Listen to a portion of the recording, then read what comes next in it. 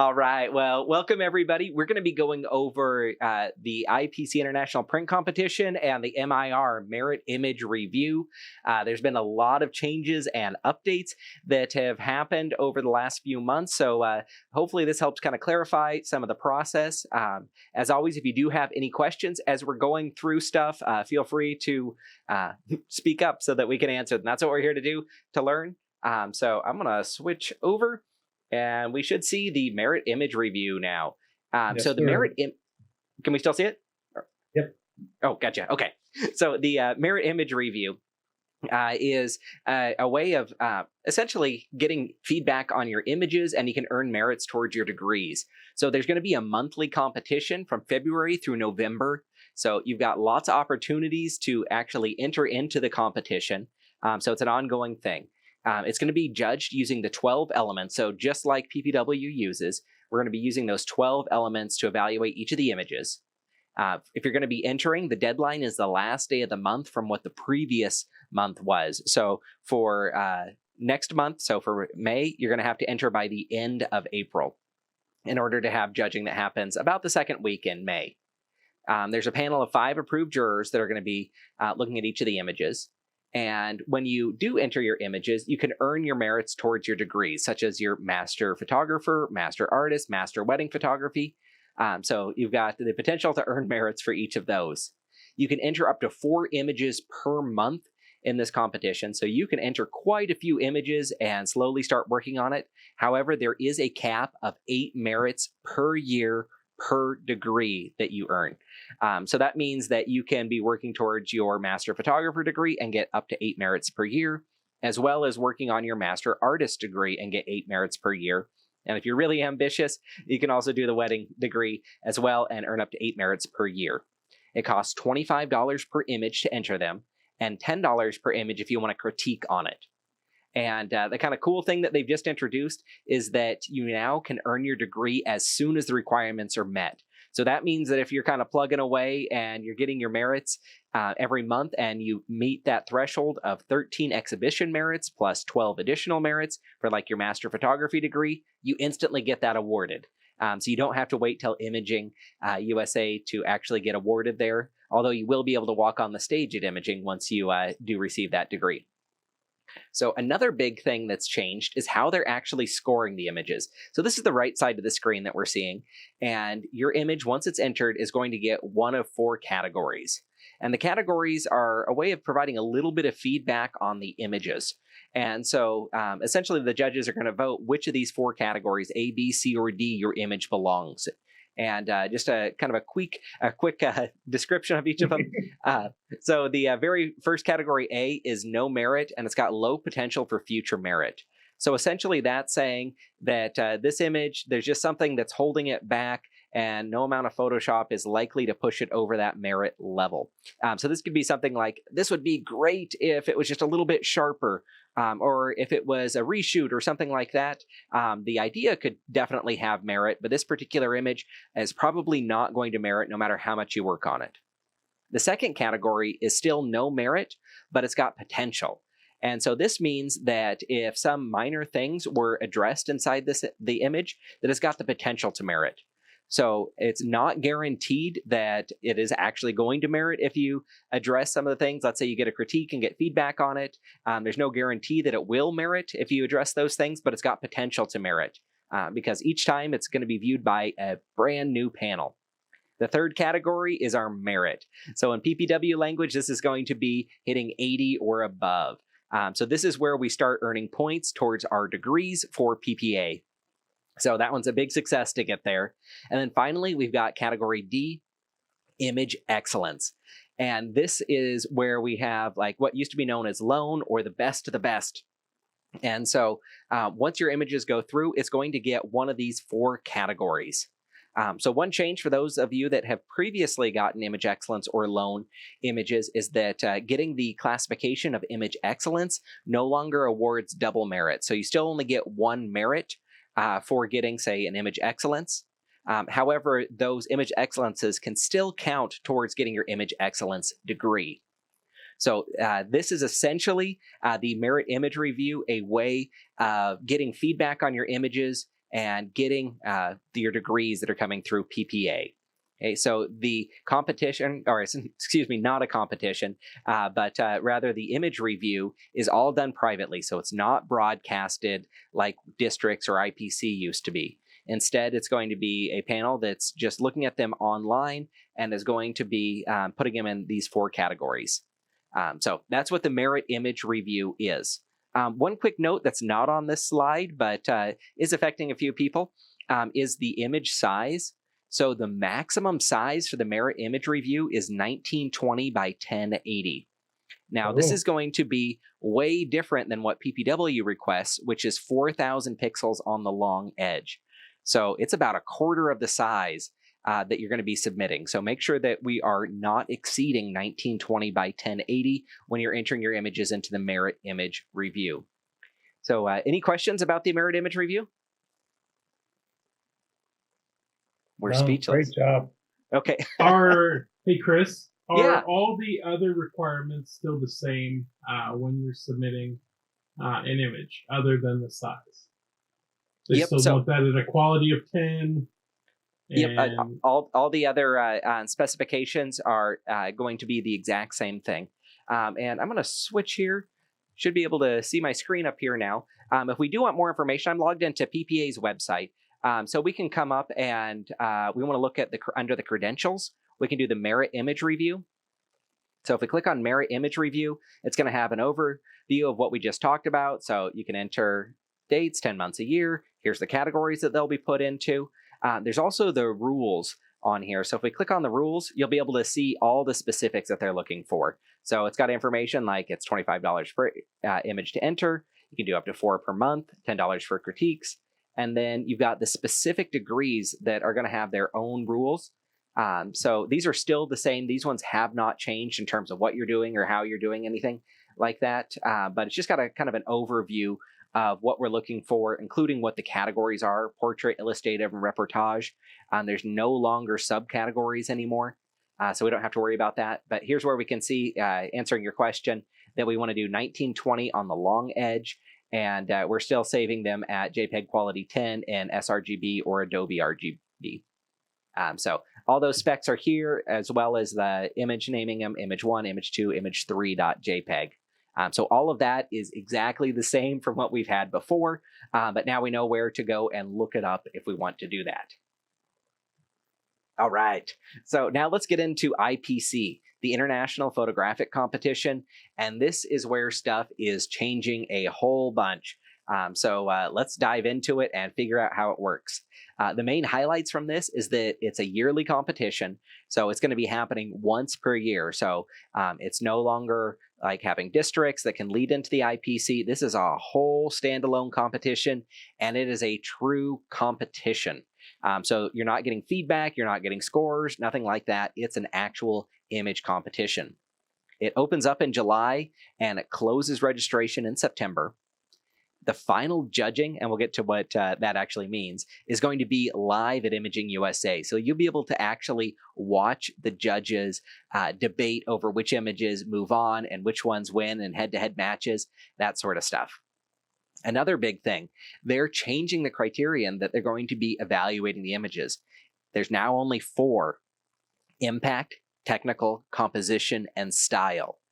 So the 12 elements are not a factor when it comes to the IPC. Instead, it's just on impact, technical, composition, and style. Also worth noting, there are no merits awarded during the IPC. Along that same line, you don't have to have entered an image into the MIR in order to enter it into the IPC. So this is a completely standalone thing. During the IPC, though, you can earn medals. So if you've previously been like a bronze, a gold, a silver, a platinum, or a diamond photographer, this is how you can still maintain those medal statuses. They're also giving away cash prizes, and we'll dive into that in just a little bit as well. There's no limit to the number of images that you can enter. It is $50 per image to do that. There is one exception for this year. No prior exhibition images, so before 2023, are going to be allowed. So that means that if you had an image that you had entered last year and it just swept, all of those are off the table. So they're wanting new stuff, and essentially everybody's going to be starting new and fresh with this new composition competition format. It's going to be a head-to-head bracket that's going on, so it's going to be very, very similar to our favorite basketball bracket, and I'll show you what that looks like here in just a little bit. Other things that are going to be kind of unique with this one is that you must be the maker of all the elements in the image. So that means that you can't use anything that's stock, that's purchased, that's AI generated. All of that's off the table. You actually have to have taken the photograph and photographed every element that's inside the image. Other big things is that the artist category and the restoration categories are not part of IPC anymore. So the only way that you can do things with artist or restoration category stuff is through the MIR. You can't do anything with IPC with that. All right, so let's actually look at how this works. And so we've got 16 categories of images, and we'll look at the categories here in just a second, but let's say a portrait or illustrative category, just to give you an idea, or landscapes or wildlife might be examples of categories. So inside of that, each of these categories, and there's 16 of them, there's going to be the top 32 makers in each category. And one thing that's kind of unique about that is that there can only be one image per maker in the top category.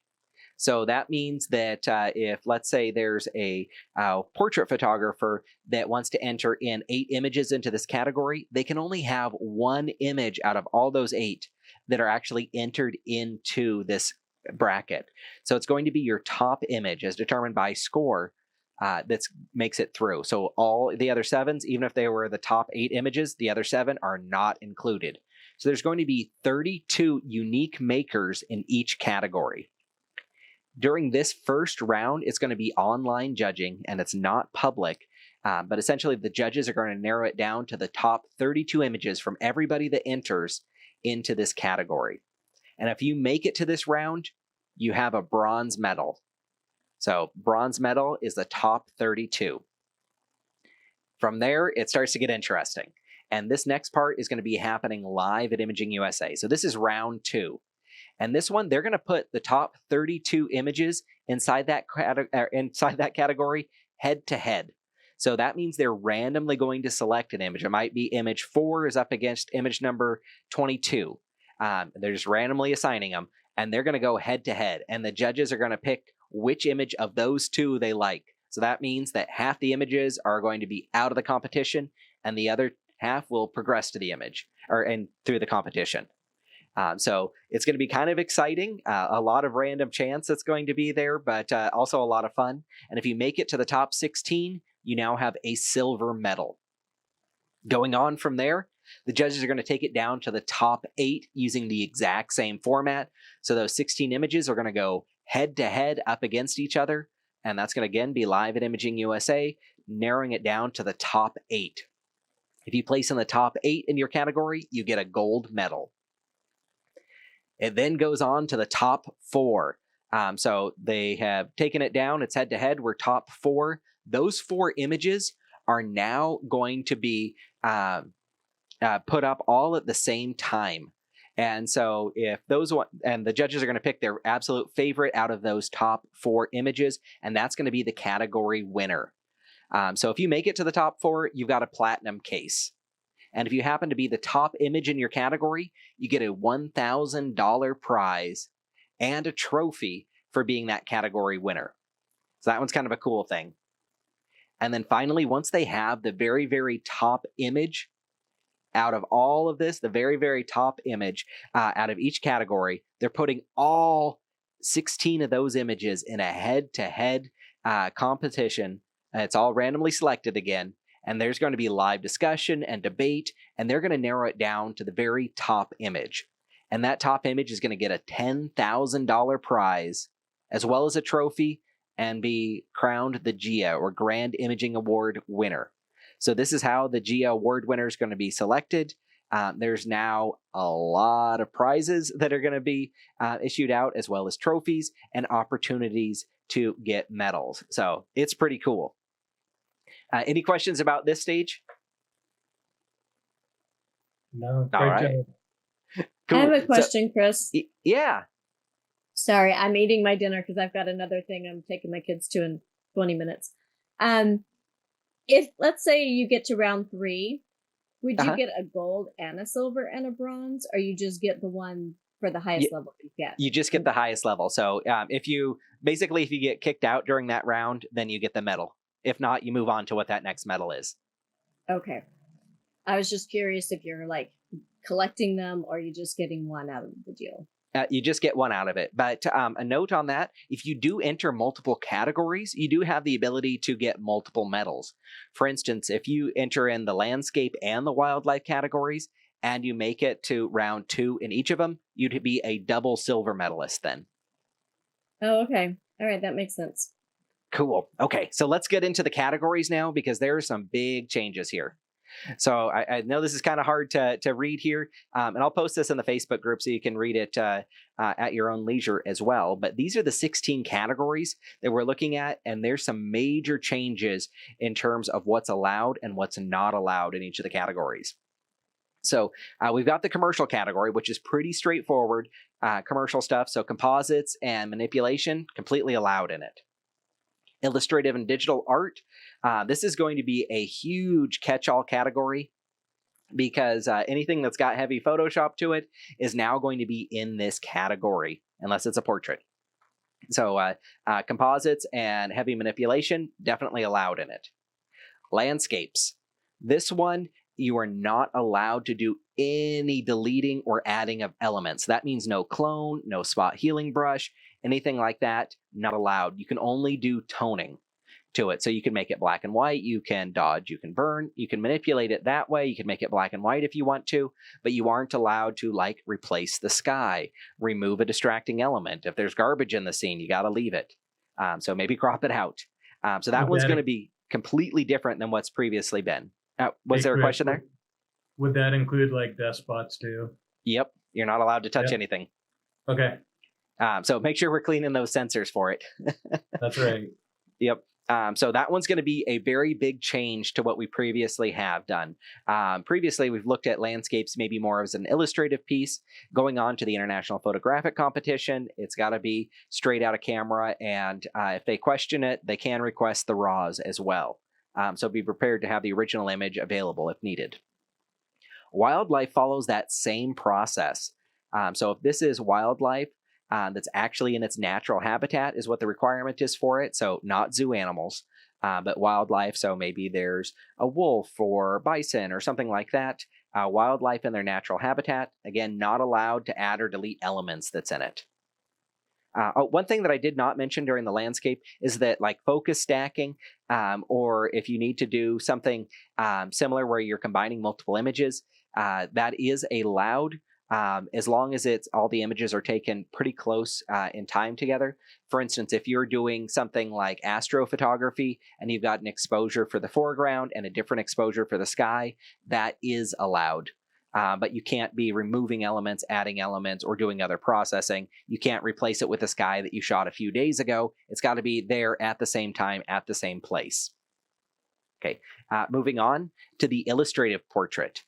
This is the category for things that you're going to be doing composites, heavy manipulation, if you're using makeup on your clients to do something that's a little bit more abstract or artsy feeling, if you're going to be doing digital paintings on a portrait, and possibly if you're going to be entering in like zoo animals would be in the illustrative portrait as well.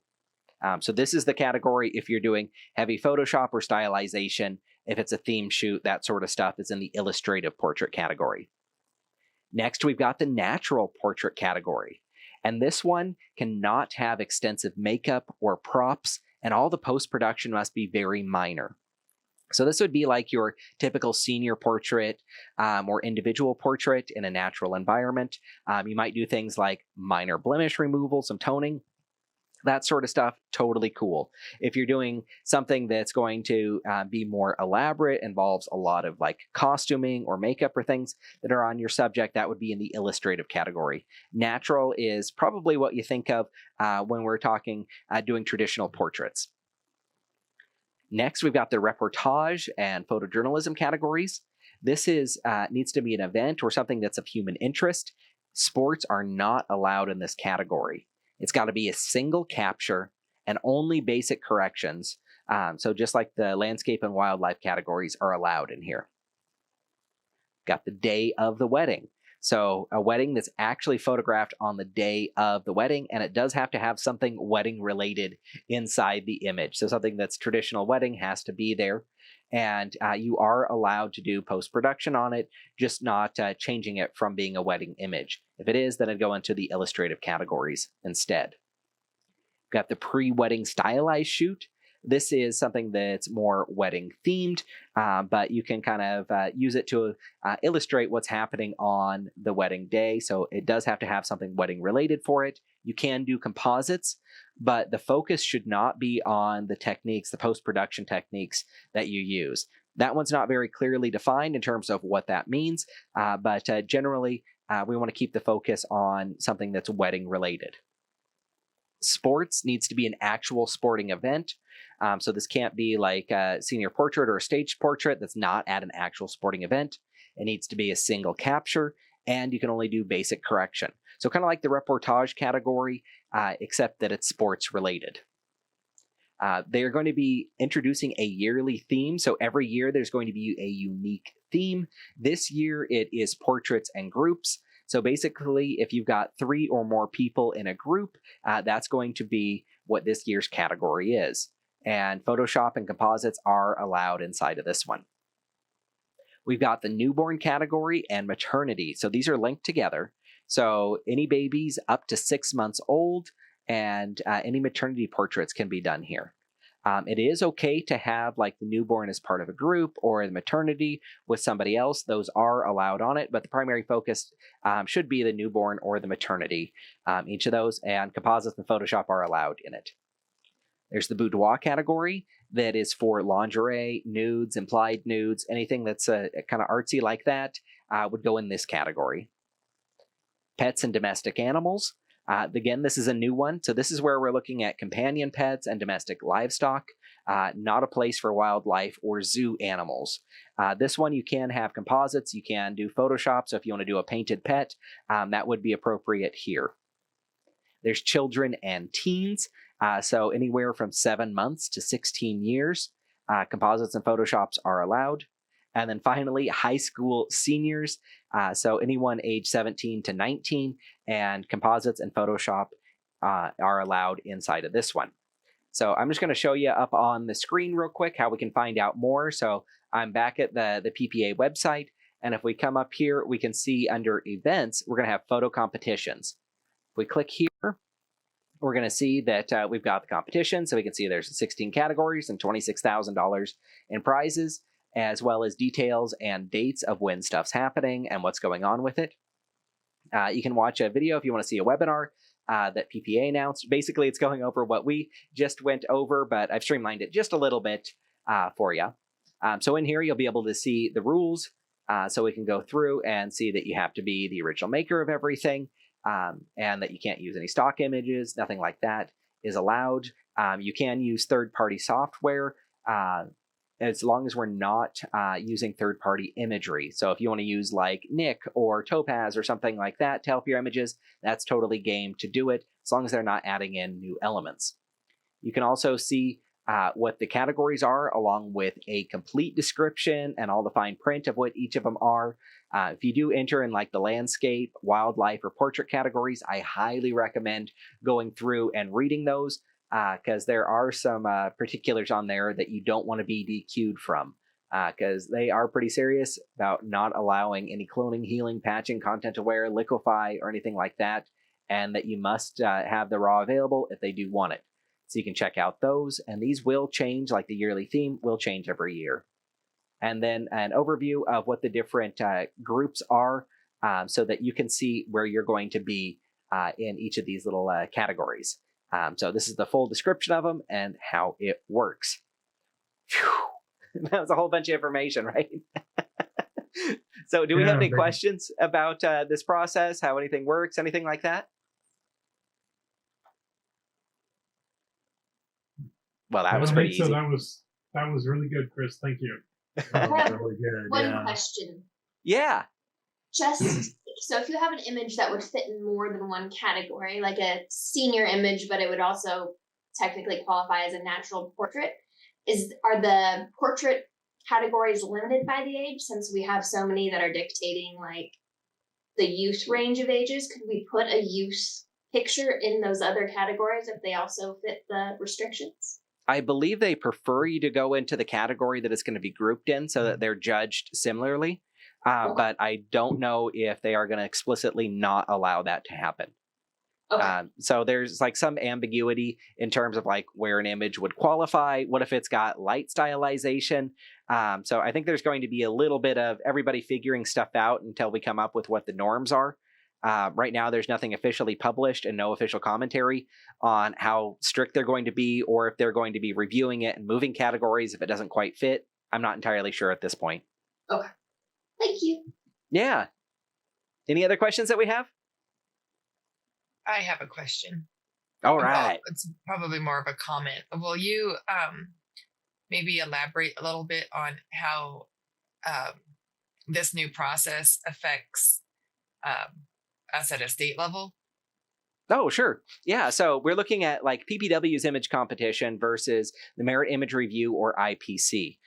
So they are two completely separate organizations. So nothing in PPW's rules or bylaws prevents you from entering an image that has previously gone through the MIR or IPC. So you are totally welcome to enter into PPA stuff and then also bring those same images into PPW and vice versa. So just because something's done really, really well or you've entered it into our state competition does not mean that it's going to be excluded in any way from the MIR or IPC. But if you are entering PPW first, remember to resize your images so that they're the 1920 on the long edge. Has anyone on the call forwarded their images onto the MIRs? And how did you do? I see you nodding your head, Ashley. I think John. I had 2 merit this month. Fantastic. Congratulations. Thanks. I actually kind of like the process because I entered stuff that I wouldn't normally have entered with only 4 images for the year. Yeah, it's kind of a cool process. So the goal when PPA decided to shift this was to make it so that you didn't have to have like all this pressure to have 4 images that are now polished. You've got it narrowed down to your favorite 4 that you get to enter once, and then it goes on. You have no control over it.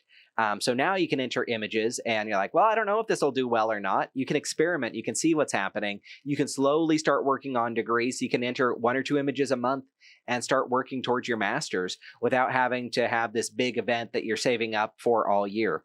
It also works out to being a little bit friendlier on the budget when you can break it up and do $25 at a time versus having to pay your entire case all at once. And then the late fee if you're like me. I was going to say it works better when your time management sucks. Yeah, right? You're like, I missed it this month. I'll do next month instead. I don't have to pay the late fee. Yeah, I just did 1 this month just to kind of try it out. And that worked out really well. Just to put 1 because I had it ready and not that pressure. That was really nice.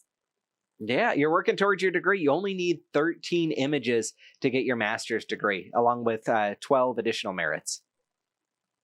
So it's becoming easier to be part of the process. It's no longer this big, it's still challenging to get those merit images, as we all know, but it's easier and more friendly to enter 1 or 2 at a time and take some risks and learn from your work and say, okay, I can get a critique and get feedback on it. So now I have an idea of what I can improve on versus only waiting once per year. All right. Well, it looks like we're all speechless on here. That's the information that we've got for doing the Merit Image Review and the International Print Competition. So thank you so much for joining me, everybody.